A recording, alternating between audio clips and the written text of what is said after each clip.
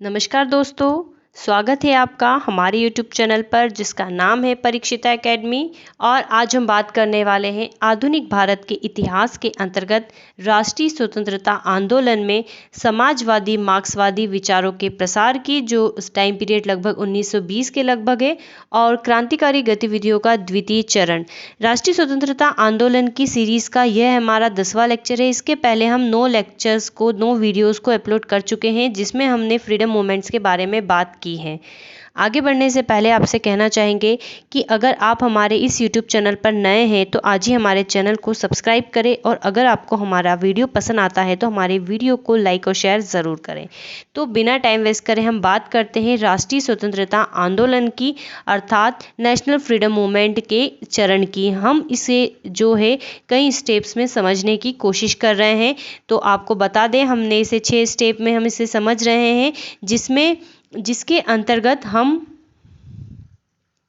ऊपर की 4 स्टेप्स के बारे में हमारे प्रीवियस वीडियो में जो है डिस्कस कर चुके हैं, और आज हम ये वाले पॉइंट को समझ रहे हैं। इसके बाद हम जो है गांधी युग को स्टार्ट करेंगे। गांधी युग जो है अपने आप में काफ़ी इम्पॉर्टेंट है, काफ़ी बड़ा है और काफ़ी महत्वपूर्ण आंदोलन इसके अंतर्गत हुए हैं। सो हम इसकी बात इसके बाद में करेंगे।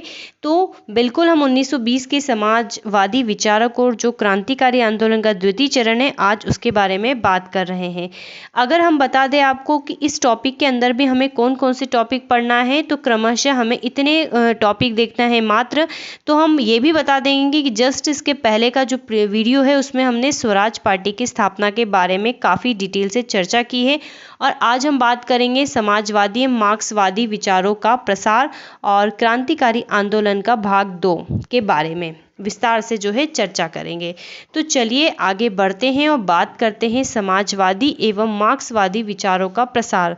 जब 1920 का जो समय था दोस्तों, भारतीय इतिहास का एक परिवर्तनशील समय माना जाता है, जहां पर कई विचारों के जो है वीर या हम कहें क्रांतिकारी जो है सामने आए और उन्होंने आंदोलन को संचालित किया। इसी समय पे लगभग जो है असहयोग आंदोलन गांधी जी द्वारा चलाया जा रहा था, जिसे काफ़ी जो है जन सामान्य का जो है सहयोग मिला था। वहीं पर कुछ ऐसे भी लोग जो है उभर कर आए जो समाजवादी और मार्क्सवादी विचारों से ज़्यादा प्रेरित थे, जिसमें मुख्य रूप से हैं जवाहरलाल नेहरू और सुभाष चंद्र बोस।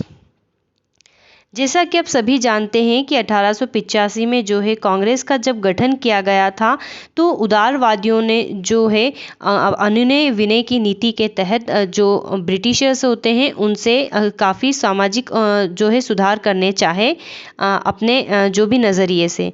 लेकिन और फिर इसके बाद जो है 1923 में जो है चित्तरंजन दास और मोतीलाल नेहरू जब स्वराज पार्टी की स्थापना करते हैं, तो उनका भी एक अपना जो है नज़रिया होता है। लेकिन जो समाजवादी और मार्क्सवादी विचारों में यकीन रखते थे, इन्होंने पुरजोर एक ही बात का समर्थन किया कि हमें जो है पूर्ण स्वराज चाहिए। अब पूर्ण स्वराज की मांग उठने लगी थी। अब तक जो स्वराज शब्द का इस्तेमाल हो रहा था, जो 1906 में दादा भाई नौरोजी ने प्रस्ताव पास किया था स्वराज शब्द के ऊपर, तो उसका अर्थ था ब्रिटिश उपनिवेश के अधीन स्वराज की प्राप्ति, अर्थात स्वशासन की प्राप्ति। लेकिन यहाँ पर जो विचारक आ रहे थे वो चाहते हैं कि नहीं, अब हमें जो है पूर्ण स्वराज या पूर्ण स्वतंत्रता चाहिए। साम्राज्यवाद विरोधी स्वर की ये जो है अभिव्यक्ति कर रहे थे। वो किसी राजे रजवाड़े वाली जो कल्चर था उसमें बिलीव नहीं करते थे। चेतना एवं अंतर्राष्ट्रीय राजनीतिक धाराओं के उदय से वो काफ़ी प्रभावित थे, और इस समय जो 1917 में रशियन इवोल्यूशन आया था उससे भी वो काफ़ी हद तक जो है प्रभावित थे।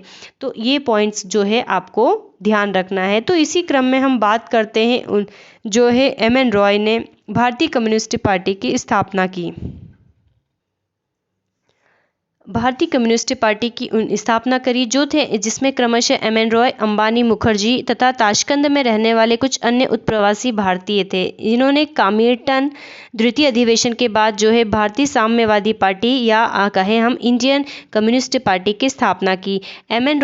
रॉय जो है प्रथम भारतीय थे जिन्हें कामिर्टन के नेतृत्व हेतु चुना गया था। हम बार बार यहाँ पर एक शब्द यूज़ कर रहे हैं, कामिर्टन। तो इसका क्या अर्थ है? तो कामिर्टन जो है रूस का अंतर्राष्ट्रीय साम्यवादी संगठन था। तो उसी की तर्ज पे इन्होंने भारत में जो है भारतीय कम्युनिस्ट पार्टी की स्थापना की। और 1924 में फिर यही क्रम आगे चलता रहा। और हम इसके मुख्य बिंदुओं की अगर बात करें तो 1924 में कई साम्यवादी पर्सन या लोग जैसे कि ऐसे दांगे, मुजफ्फर अहमद, शौकत उस्मानी तथा नलिनी गुप्ता को कानपुर बोल्शिविक षड्यंत्र केस में कारावास की सजा सुनाई गई थी। आगे चलकर 1925 में कानपुर में अखिल भारतीय स्तर के संगठन कम्युनिस्ट पार्टी ऑफ इंडिया की जो है स्थापना की गई थी। 1928 में सभी कृषक एवं मजदूर संगठनों को मिलाकर एक नया संगठन बनाया गया। इसका नाम जो है अखिल भारतीय कामगार तथा कृषक दल रखा गया था। तो ये काफ़ी इंपॉर्टेंट फैक्ट है, हम कुछ फैक्ट्स पे बात कर रहे हैं तो आपको याद रखना है। 1928 में सभी कृषक एवं मजदूर संगठनों को मिलाकर एक नया संगठन बनाया गया। इसका नाम क्या रखा गया? तो आपको याद रखना है अखिल भारतीय कामगार तथा कृषक दल, या इसको इंग्लिश में कहे all India workers and peasants party रखा गया। अखिल भारत इसी प्रकार से एक और इम्पॉर्टेंट यूनियन आपको जो है संघ का जो है विकास याद रखना है, एक और यूनियन का नाम याद रखना है, वो है अखिल भारतीय ट्रेड यूनियन कांग्रेस, या इसको कहा जाता है INTUC. Right, Akhil Bharatiya trade union Congress या इंटक, जिसकी स्थापना 1920 में हुई थी और व्यापार संघ आंदोलन के नेतृत्व करने के लिए इसकी स्थापना की गई थी। इसके जो प्रथम अध्यक्ष थे वो थे लाला लाजपत राय और इसके प्रथम जो सचिव थे वो थे दीवान चमन लाल। ठीक है, प्रथम सचिव कौन थे? तो दीवान जो है चमन राय इसके प्रथम सचिव थे, याद रखना है। ठीक है, इंटेक के बारे में काफ़ी क्वेश्चंस पूछे जाते हैं। ठीक है, तो ये याद रखना। अब हम बात करते हैं, इसी समय और भी कहीं आंदोलन हो गए। जो इंटेक बना था इसके नेतृत्व में जो है कई हड़तालें जो है की गई थी, जिसमें Kharagpur railway workshop, Tata iron and steel factory, Bombay textile mills, कई जगह हड़ताल की गई थी। बकिंघम कर्नाटक मिल में हड़तालें प्रमुख थी। 1928 में देश भर में आयोजित विभिन्न हड़तालों में लगभग 5 लाख श्रमिकों ने भाग लिया और मद्रास में पहली बार मजदूर दिवस को जो है मई दिवस के रूप में मनाया गया। तो ये बातें आपको याद रखनी है। चलिए अब हम आ जाते हैं हमारे नेक्स्ट टॉपिक पर, जिसमें हम बात करेंगे क्रांतिकारी गतिविधियों का द्वितीय चरण की। इसके पहले की जो प्रीवियस वीडियोज़ हैं उसमें हमने क्रांतिकारी गतिविधियों के प्रथम चरण की चर्चा की है, जो मुख्यतः 1907 से 1917 के बीच में रहा था। यहाँ पर हमने काफ़ी विस्तार से जो है इसकी चर्चा की थी, जिसमें हमने बंगाल में, पंजाब में, दिल्ली में जो क्रमशः विभिन्न क्रांतिकारियों ने अपने आंदोलन किए, इंग्लैंड में, फ्रांस में, उनके बारे में हमने काफ़ी विस्तार से चर्चा की थी। अब द्वितीय चरण की हम बात करते हैं। अब जब द्वितीय चरण आ रहा है तो सिंपल सी बात है, यहाँ पर साम्यवादी विचारक भी मौजूद रहे होंगे। अगर हम बात करें क्रांतिकारी गतिविधियों की तो 1920 में हमें पता असहयोग आंदोलन स्टार्ट हुआ था। तो क्या हुआ था कि जब 1919 में भारत शासन अधिनियम पारित हुआ था तो अंग्रेज़ों ने कई क्रांतिकारियों को जो प्रथम चरण के दौरान जेल में डाल दिए गए थे उनको रिहा कर दिया। सोचा कि इससे माहौल जो है होगा अच्छा रहेगा और अंग्रेज़ों को लोग सही समझेंगे। लेकिन जो ये क्रांतिकारी थे इन्होंने असहयोग आंदोलन में भाग लेना शुरू कर दिया, क्योंकि उस समय लगभग असहयोग आंदोलन स्टार्ट हो गया था और गांधी जी का भी प्रभाव जो है जमने लग गया था। पुनः क्रांतिकारी गतिविधियों में सम्मिलित हो गए और जब असहयोग आंदोलन को वापस ले लिया महात्मा गांधी जी ने, तो फिर ये क्रांतिकारी गतिविधियों में आ गए। ठीक है, फिर से क्रांतिकारी गतिविधियों में आ गए, अर्थात संघर्ष के द्वारा जो है स्वतंत्रता की प्राप्ति इनका प्रमुख लक्ष्य हो गया। अगर हम बात करें कि इस द्वितीय चरण में प्रमुख क्रांतिकारियों के नाम बताइए तो आपको इनके नाम याद रखना है। योगेश चंद्र चटर्जी, सूर्य सेन है। ओके, ये सूर्य सेन है। सूर्य सेन जो बंगाल के थे, काफ़ी फेमस था, इनका भी हम आगे पढ़ेंगे। भगत सिंह, सुखदेव, राजगुरु, चंद्रशेखर आज़ाद, वर्मा, भगवती चरण वोहरा, जयदेव कपूर व जतिन दास के नाम प्रमुख है। और भी बहुत सारे नाम हैं, तो हमने चंद नाम ही यहाँ पर लिखे हैं और आपको भी पता होगा। क्रांतिकारी आतंकवादी जो थी आतंकवाद अंग्रेज़ कहते थे, हम क्रांतिकारी गतिविधियाँ ही कहेंगे, कुछ बुक्स में लिखा रहता है इसलिए यहाँ पर आ गया। ठीक है, तो क्रांतिकारी आतंकवाद की विभिन्न 2 धाराएं थी। एक्चुअल में जो क्रांतिकारी थे वो जो अपनी गतिविधियां संचालित कर रहे थे वो 2 जगहों पर जो है ज़्यादा फोकस था, 2 जगहों पर ज़्यादा सक्रिय थी। पहला था पंजाब, उत्तर प्रदेश और बिहार वाले क्षेत्र में और दूसरे थे बंगाल वाले क्षेत्र में। अगर हम बात करें, अब हम बात कर रहे हैं पंजाब, उत्तर प्रदेश और बिहार वाले क्षेत्र में क्या प्रश्न था, तो हम यहाँ पर सबसे पहले एक संगठन की बात करेंगे, हिंदुस्तान रिपब्लिकन एसोसिएशन। ठीक है, हिंदुस्तान रिपब्लिकन एसोसिएशन की स्थापना जो है अक्टूबर 1924 में की गई थी। इसका स्थान जो था कानपुर था और इसके जो संस्थापक थे वो थे सचिन सनियाल तथा योगेश चंद्र चटर्जी। अगर हम सचिन सनियाल की बात करें तो इनका एक नाम मतलब कहीं कहीं पर ये भी लिखा रहता है सचिंद्रनाथ सान्याल। ओके, तो इसी को सचिन कर दिया गया है। तो सचिंद्रनाथ सान्याल तथा योगेश चंद्र चटर्जी जो होते हैं इसकी स्थापना करते हैं हिंदुस्तान रिपब्लिकन एसोसिएशन, और बाद में कई फेमस क्रांतिकारी इसके मेंबर बनते हैं जिसमें चंद्रशेखर आज़ाद भी प्रमुख हैं।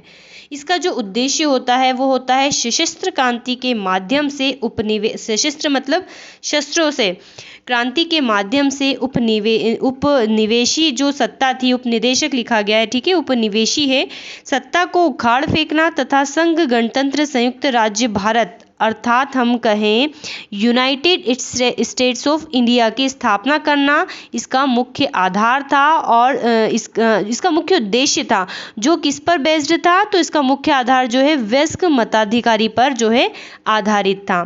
अब जो हिंदुस्तान रिपब्लिकन एसोसिएशन होता है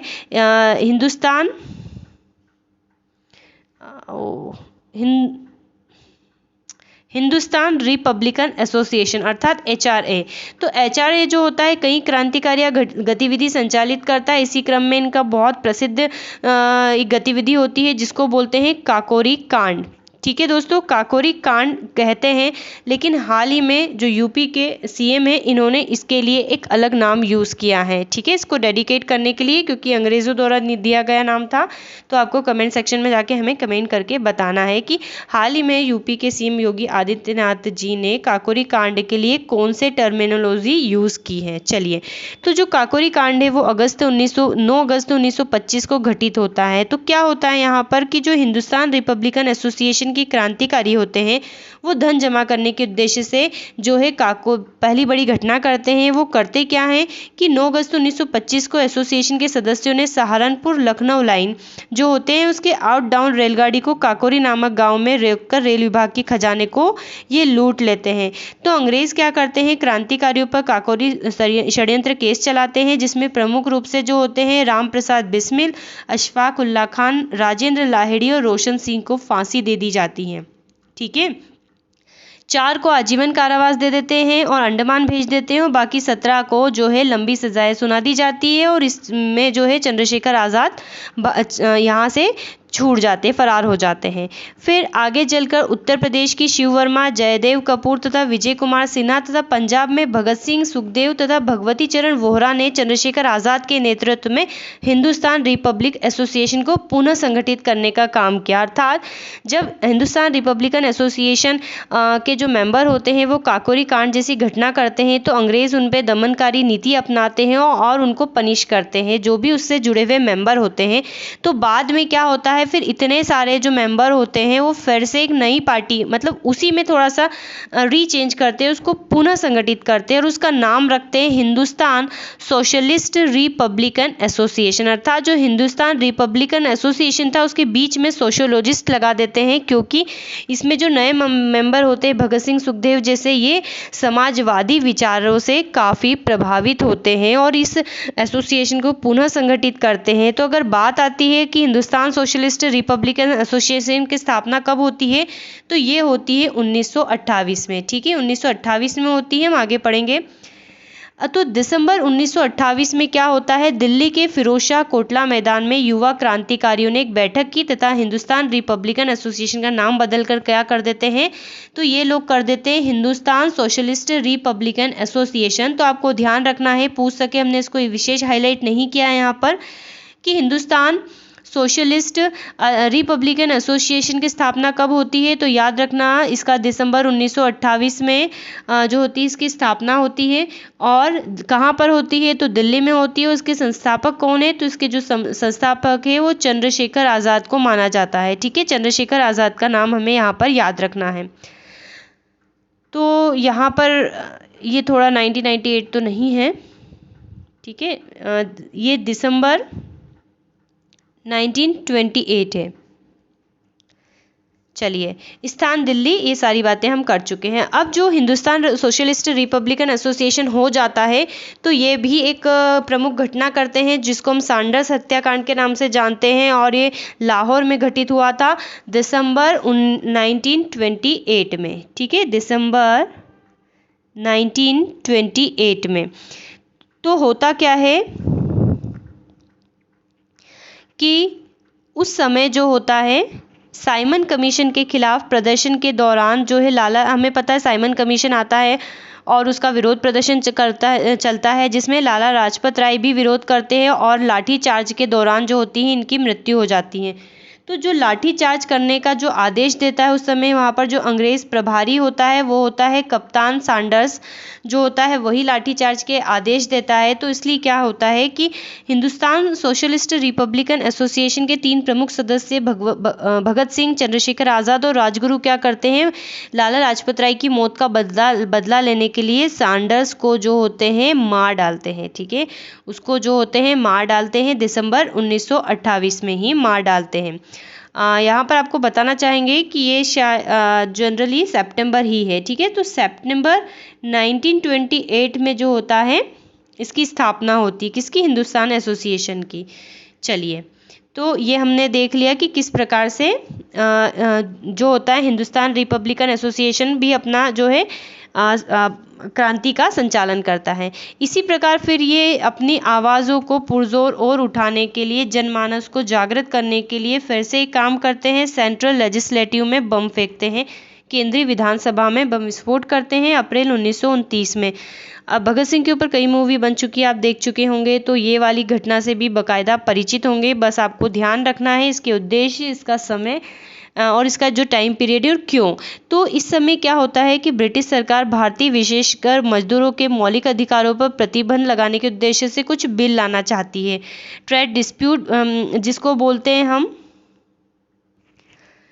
ट्रेड डिस्प्यूट बिल और पब्लिक सेफ्टी बिल पास करने की योजना बनाती है। तो क्या होता है कि 2 क्रांतिकारी भगत सिंह और बटुकेश्वर दत्त केंद्रीय विधानसभा में जाते हैं और बम फेंकते हैं खाली बेंचों पर, और इंकलाब जिंदाबाद के नारे लगाते हैं और अपनी गिरफ्तारी देते हैं, ताकि और पर्चे बांटते हैं कुछ, जो जिससे वो अपनी जो भावनाएं हैं, जो उनके विचार है, वो चाहते हैं कि जनता में तीव्रता से फैले और जनमानस जो है क्रांति का संचालन करे शांतिपूर्ण ही। तो बम फेंकने का उद्देश्य किसी की हत्या करना नहीं था, अपितु सरकार के विरोध से अवगत कराना था, अर्थात बहरों को सुनाने के लिए किया गया था।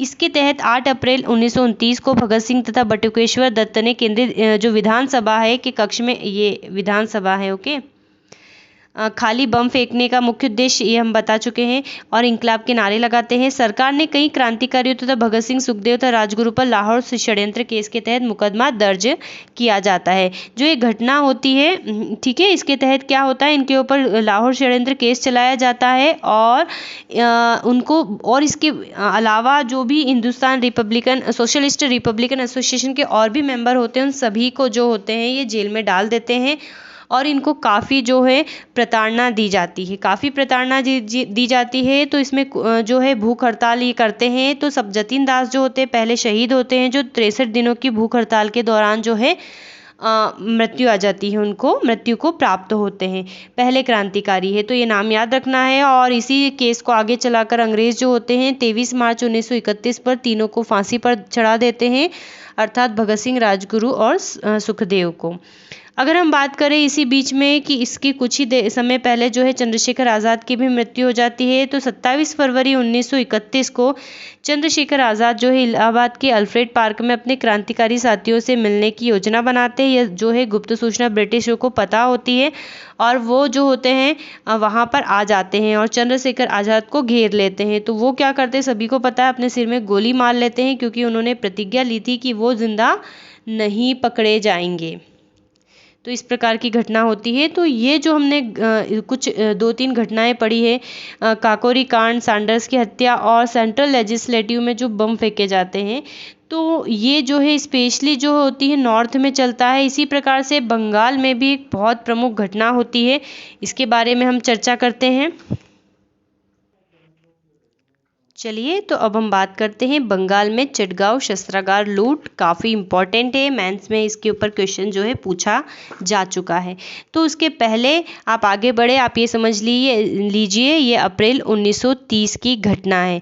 यहाँ पर क्या होता है कि बंगाल के एक व्यक्ति होते हैं सूर्य सेन, जिनको मास्टर दा के नाम से भी जाना जाता है। ये असहयोग आंदोलन में भाग लेते हैं, अर्थात जो है राष्ट्रीयता से जुड़े होते हैं। राष्ट्रीय विद्यालय चिटगांव जो कि बंगाल में पड़ता है, वहाँ पर शिक्षक के रूप में काम करते हैं और क्रांतिकारी गतिविधियों में संलग्न होने के कारण ही 1926 से 28 तक जो है 2 साल की जेल की सजा भी काट के आ जाते हैं। तो ये क्या करते हैं, सूर्य सेन जो होते हैं चिटगांव आर्मरी रेड एम इंडियन रिपब्लिकन आर्मी नामक क्रांतिकारी संगठन की स्थापना करते हैं। ठीक है, क्या करते हैं, स्थापना करते हैं, सारी बातें हम बता चुके हैं।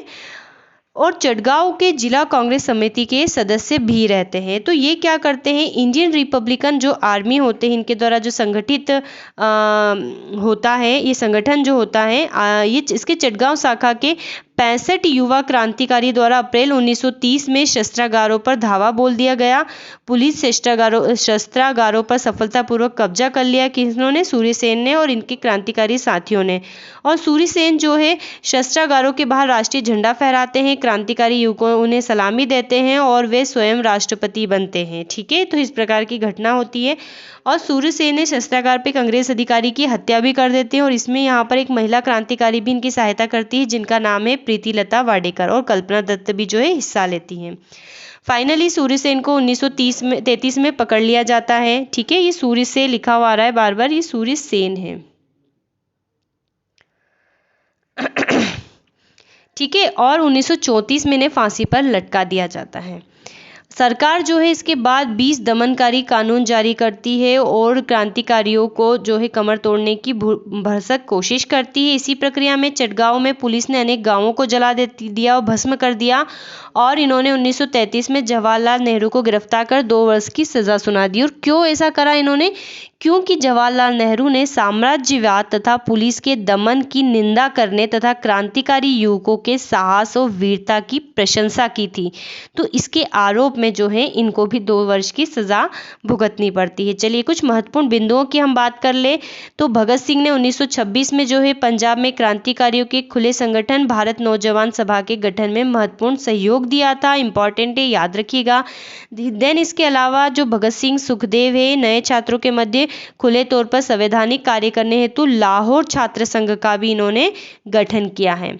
भगत सिंह का एक कथन है, स्टेटमेंट है, जो आपको याद रखना है। वैसे तो इस कथन की चर्चा हम ज़रूर करेंगे। आपको ये बता दें कि हम जनरली ये मान के बैठते हैं कि क्रांतिकारियों का मतलब होता है मार धाड़ करना, मारकाट करना, लेकिन यहाँ पर जो ये क्रांतिकारी थे इनका बहुत ही स्पष्ट जो है उद्देश्य थे। और क्योंकि समाजवाद को फॉलो करते थे, समाजवादी सोच को फॉलो करते थे, इन्होंने साफ कहा था इन्होंने अपना घोषणा पत्र जारी करा था और उसमें साफ कहा था कि एक व्यक्ति दूसरे व्यक्ति का शोषण नहीं करना चाहिए। मतलब हमें किस प्रकार का शासन चाहिए, ऐसा शासन चाहिए जहां पर एक व्यक्ति दूसरे व्यक्ति का शोषण नहीं करे।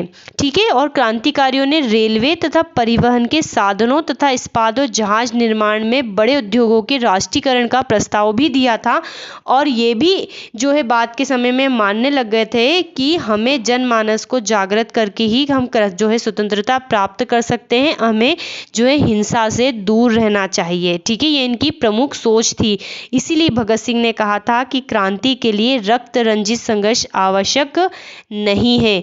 तो इस स्पेशल चीज़ को ध्यान रखना, क्योंकि इंसानों के जो विचार है वो कभी भी स्थायी नहीं होते। हम आज जो सोच रहे हैं हम कुछ समय बाद क्या वही बात सोचेंगे, हम उसी पक्ष में रहेंगे, तो ऐसा नहीं होता है। क्रांतिकारियों ने जो है कुछ ऐसे जो है ज़रूर जो है अपनी क्रांति को संचालित किया था जहां पर मोटे तौर पे ये लग रहा हो कि वो हिंसात्मक रवैया अपना रहे, लेकिन ऐसा जो है बिल्कुल नहीं किया था। इसके कई कारण हैं जो हम उस पर बाद में मंथन करेंगे। इसी प्रकार हम यहाँ पर आपको एक और फैक्ट बताना चाहेंगे कि चंद्रशेखर आज़ाद, हमने यहाँ पर नोट डाउन नहीं किया है इसलिए लिखिएगा कि चंद्रशेखर जो आज़ाद है, चंद्रशेखर आज़ाद, इन्होंने भगवती चरण वोहरा को ये कहा था कि आप एक बुक लिखिए। तो भगवती चरण वोहरा ने एक बुक लिखी थी the philosophy of the bomb. ठीक है। क्या लिखी थी? द फिलोसॉफी ऑफ द बम नाम की एक पुस्तक लिखी थी। इसमें क्रांतिकारियों का घोषणा पत्र जो है जारी किया गया था, उनकी विचारधारा से जो है अवगत कराया गया था, ठीक है। तो ये चीज़ें आप स्पेशली याद रखिएगा। चलिए अब हम क्रांतिकारी गतिविधियों की बात कर रहे हैं तो हम महिलाओं की भी बात कर लेते हैं कि यहाँ पर महिला क्रांतिकारियों ने भी जो है महत्वपूर्ण भूमिका निभाई थी बंगाल में। तो कुछ हम क्रांतिकारी महिलाओं के नाम यहाँ पर बता रहे हैं आपको। तो प्रीतिलता वाडेदार, ठीक है। प्रीतिलता वाडेदार जो है ये पहाड़ तली है, ठीक है, पहाड़ चली नहीं है, ये पहाड़ तली है। चटगांव, वही चटगांव जहाँ पर सूर्यसेन थे, ठीक है। तो चटगांव के रेलवे स्टेशन में छापा मारती है और शहीद हो जाती है। हम बात करें कल्पना दत्त की, तो कल्पना दत्त, माफ़ी चाहेंगे, यहाँ पर सूर्यसेन है, ठीक है। कभी कभी ऐसी गलतियाँ हो जाती है जो एंड टाइम पे पकड़ में आती है। तो सूर्यसेन का साथ देने के कारण जो है कल्पना दत्त को आजीवन कारावास की सज़ा सुनाई जाती है। ये भी इनके ग्रुप में शामिल होती है। तो बिल्कुल कंठस्थ कर लीजिए, ये सारे फैक्ट बहुत कम लोग हैं या आपको यूट्यूब पे ऐसे बहुत कम चैनल मिलेंगे जहाँ पर आपको इनके बारे में बताया जाएगा, और अगर आपको मिलता है तो आप हमें ज़रूर लिंक शेयर कीजिएगा। अब हम बात करते हैं सुनीति चौधरी और शांति घोष की। तो इनका नाम भी काफ़ी जो है फेमस रहा है इनके समय पे। ये दिसंबर 1931 में कोमिल्ला की 2 स्कूली छात्राएं होती है और एक जिला अधिकारी की गोली मारकर हत्या कर देती है, ठीक है। कौन? सुनीति चौधरी और शांति घोष। अगर हम बात करें बीना दास की, तो फरवरी 1932 में ये उपाधि वितरण हेतु आयोजित दीक्षांत समारोह में गवर्नर की गोली चलाकर करीब से गोली चलाकर ये भी मार देती है। तो ये भी आपको याद रखना है, ठीक है दोस्तों। तो ये थी महिलाओं की बात। अगर इसके अलावा हम बात करें तो क्रांतिकारियों की जो हिंदू धर्म परायणता अब कम होने लगी थी, बाद के समय में कम हो गई थी, और ये धर्म के नाम पर शपथ भी नहीं लेते थे आखिरी समय में, इसलिए इसमें कई मुस्लिम क्रांतिकारी भी शामिल थे। तो यहाँ पर उनकी भी बात करना ज़रूरी है। तो चटगांव की इंडियन रिपब्लिकन आर्मी में अनेक मुसलमान थे, जैसे कि सत्तार, फ़कीर अहमद मियाँ, मीर अहमद और तुनु मियाँ, ठीक है। तो ये जो है प्रमुख थे। तो आपको ये चीज़ें भी याद रखना है। तो दोस्तों अगर आपको हमारा वीडियो पसंद आया है तो हमारे चैनल को सब्सक्राइब करें, लाइक करें, शेयर करें। और हमने जो है आज बात करी है यहाँ पर क्रांतिकारी गतिविधियों के पार्ट 2 की। अब इसके बाद जो हमारे वीडियो आएंगे वो आएंगे गांधी युग के ऊपर, ठीक है। गांधी इरा अपने आप में बहुत इंपॉर्टेंट है, बहुत इंपॉर्टेंट है। हम गांधी जी युग में, गांधी के इरा में क्या पढ़ेंगे उसके बारे में हम आपको नेक्स्ट वीडियो में बताएंगे। तो लगातार आप हमारी वीडियो देखते रहिए और कमेंट करते रहिए, शेयर करते रहिए। गांधी युग में जो मुख्य रूप से असहयोग आंदोलन, सविनय अवज्ञा आंदोलन, भारत छोड़ो आंदोलन है, हम इसकी विस्तार से चर्चा करेंगे। तो आई होप आपको हमारा वीडियो पसंद आया होगा। अगर वीडियो पसंद आया तो हमारे चैनल को लाइक करें, सब्सक्राइब करें। Thanks for watching and have a nice day.